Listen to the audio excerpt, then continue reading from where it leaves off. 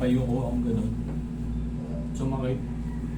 Ngayon, 2025 na, paano mo nararamdaman yung sakit? O naging consistent yun? Hindi, nung nagpa-check up ako noon, in-x-ray tapos wala daw namang fracture. In-injection ako dito sa pigil. Dahil nung nung panahon na yun, sobrang sakit. Sakit.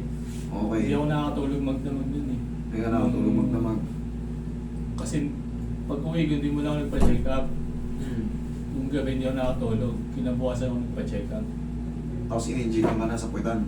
Ngayon, itong present na 2025, paano mo siya nararamdaman ngayon? Nitong 2025,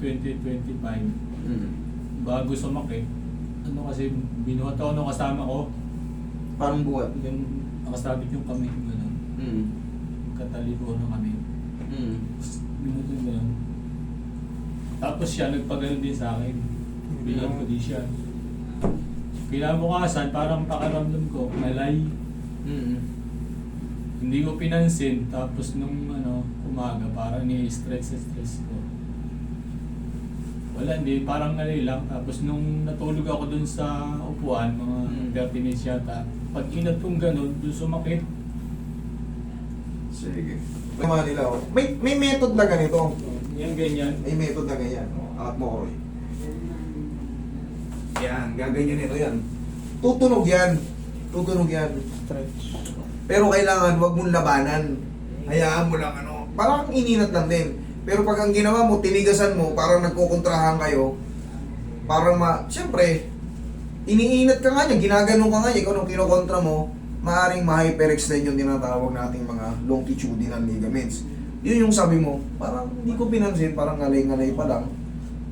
Kinabukasan. Parang parang konti lang. Tinulog mo ng konti, pag inat mo ng ganon, ayan na. Kasi, unti-unti siya, nagki-create na ng swelling sa loob.